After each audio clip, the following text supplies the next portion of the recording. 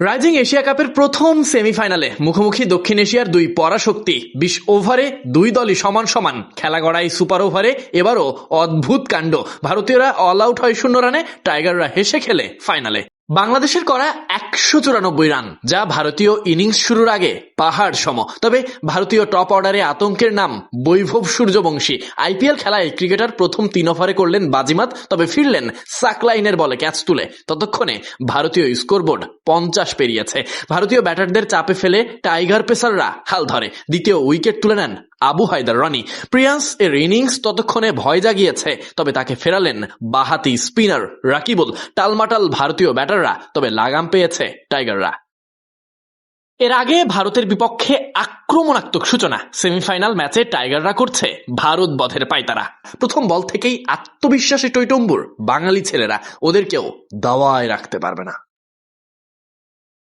উইকেটে দুই ওপেনার হাবিবুর রহমান সোহান আর জিসান আলম, দুজনেই ব্যাট হাতে নেমেছিলেন আগ্রাসী মুডে। ভারতীয় বোলারদের তখন থেকেই খাপছাড়া লেগেছে। পাওয়ার প্লে শেষ হওয়ার আগে প্রতি ওভারে ১০ করে রান আসে, তবে ফিরতে হয় জিসান আলমকে।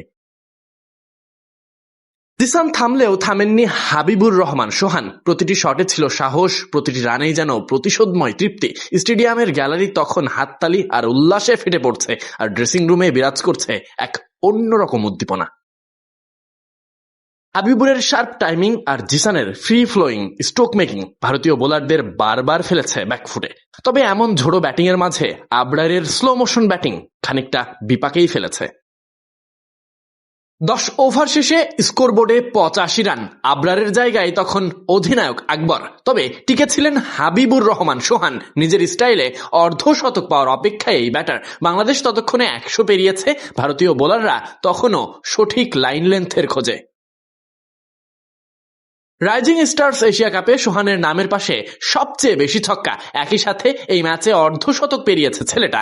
বাংলাদেশ খুঁজে পাচ্ছে তরুণ সব হার্ড হিটার পারফর্মার।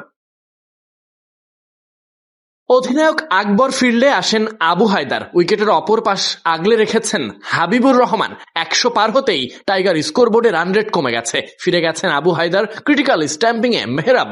বাংলাদেশ তখন মাঝারি সংগ্রহের পথে গুটি গুটি পায়। আম্পায়ার্স রিভিউতে সুযোগ পেয়ে মেহরাবের ঘুরে দাঁড়ানো মারমুখী স্টাইলে। এদিকে শেষের দিকে যোগ্য সঙ্গী হলেন ইয়াসির আলী রাব্বি।